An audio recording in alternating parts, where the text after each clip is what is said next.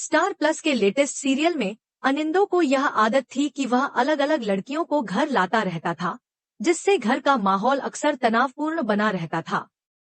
इस पर उसे चेतावनी दी गई थी कि झिमली को इस बारे में कोई भी जानकारी नहीं होनी चाहिए, वरना स्थिति बिगड़ सकती थी। अनिंदो इस चिंता को ध्यान में रखते हुए झिमली को खाने के लिए बाहर बुलाता है, ताकि किसी भी तरह की गड़बड़ी न हो। झिमली उसकी बात का जवाब देती है कि वह आ रही है। घर से बाहर निकलने से पहले वह अपने गहने अपनी सास को सौंप देती है, जिससे अनिंदो बेहद हैरान रह जाता है। वह उससे पूछता है कि वह ऐसा क्यों कर रही है। इस पर झिमली शांत स्वर में जवाब देती है कि उसकी मां ने उसे कभी भी नकली गहने पहनना नहीं सिखाया। इसके साथ ही वह अनिंदो को वह बिल थमा देती है, जिसे उसने गलती से कमरे में गिरा दिया था।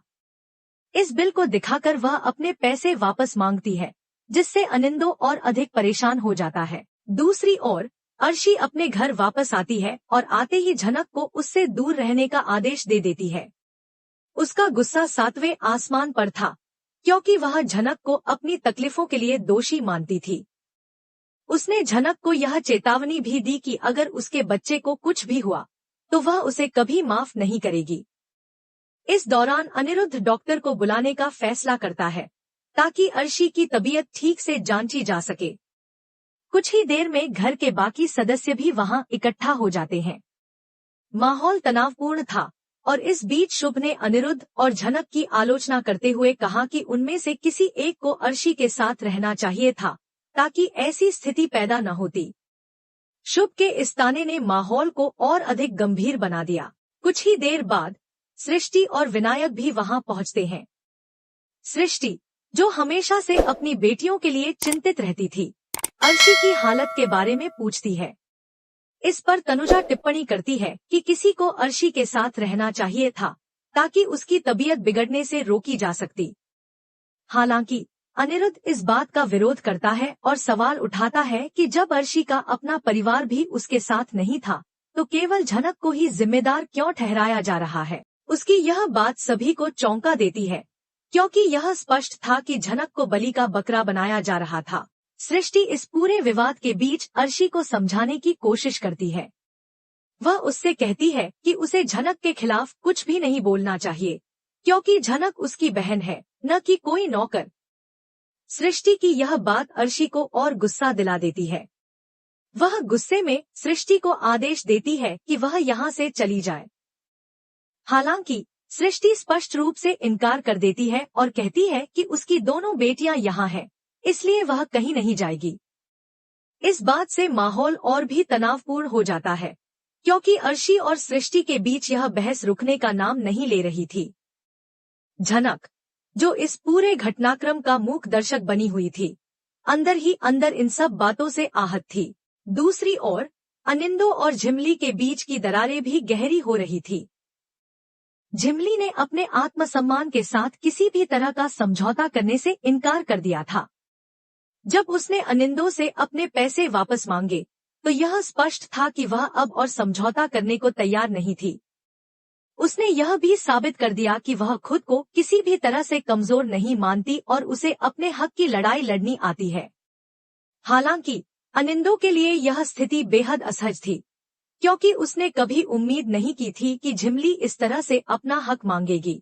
इधर अर्शी के गुस्से और झनक के प्रति उसके रवैये ने घर के अन्य सदस्यों को भी सोचने पर मजबूर कर दिया था।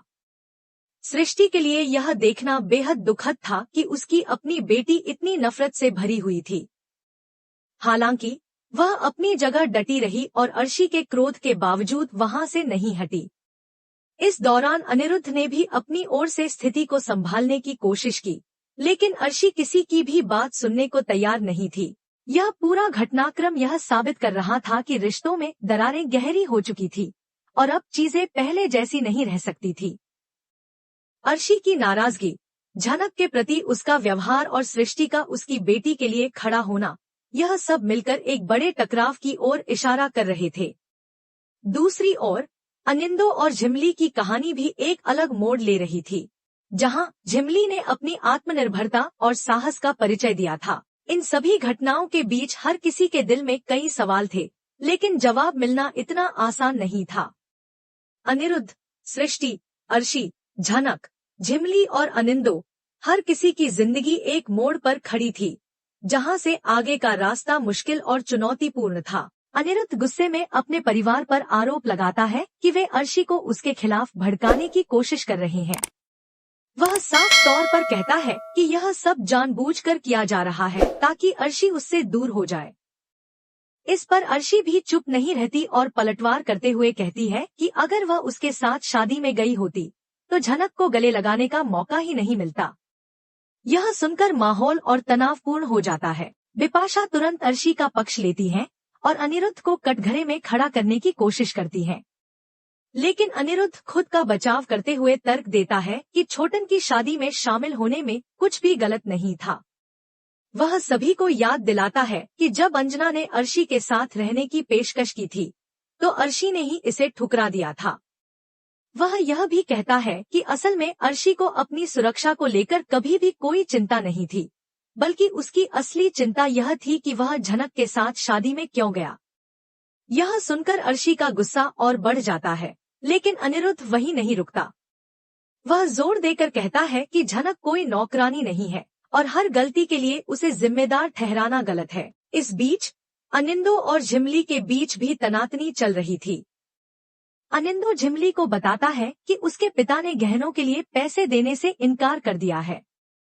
वह अपने पिता की इस बात के लिए माफी मांगता है और यह दावा करता है कि वे इन पैसों को व्यवसाय में निवेश करना चाहते हैं, लेकिन झिमली यह तर्क मानने के लिए तैयार नहीं थी। उसने दो टूक कह दिया कि उसे अपने पैसे कल तक वापस चाहिए, वरना वह अपनी मां के घर लौट जाएगी। झिमली के इस सख्त रुख को देखकर अनिंदो चिढ़ जाता है और उसे डांटने लगता है, लेकिन झिमली भी अपने फैसले पर अडिग रहती है। दूसरी ओर सृष्टि इस पूरे विवाद को देखकर परेशान थी। वह आखिरकार स्वीकार करती है कि उसने झनक के साथ गलत किया है और यही वजह है कि झनक अब उसके साथ नहीं रहना चाहती। सृष्टि की यह बात सुनकर अर्शी नाराज हो जाती है और ताना मारते हुए पूछती है कि क्या अब सृष्टि उसे भी दोषी ठहरा रही है। इस पर विनायक बीच में टोकता है और सुझाव देता है कि इस बहस को अभी यहीं रोक देना चाहिए, क्योंकि इस समय यह मुद्दा सुलझने वाला नहीं है। इस पूरी बहस के बीच अनिरुद्ध अचानक घोषणा करता है कि एम्बुलेंस आ गई है और अर्शी को तुरंत अस्पताल ले जाना होगा।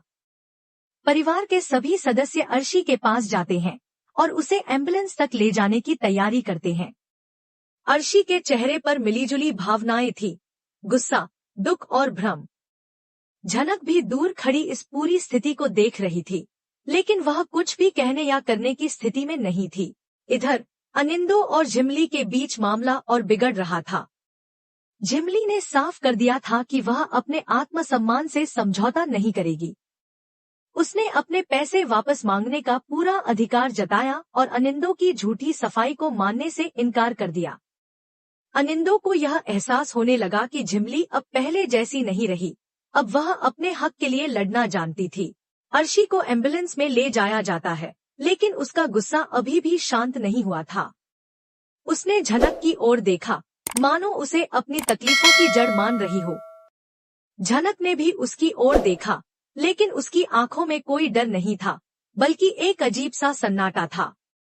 इस पूरे घटनाक्रम ने यह साबित कर दिया कि अब चीजें पहले जैसी नहीं रहेंगी। झनक और अर्शी के बीच दरारें और गहरी हो चुकी थी। सृष्टि और अनिरुद्ध के बीच भी तनाव था और अनिंदो और झिमली की कहानी भी एक अलग मोड़ पर थी। हर किसी के मन में ढेरों सवाल थे, लेकिन किसी के पास कोई ठोस जवाब नहीं था। रिश्ते टूटने के कगार पर थे और हर कोई अपने अपने तरीके से इस जटिल परिस्थिति से निपटने की कोशिश कर रहा था।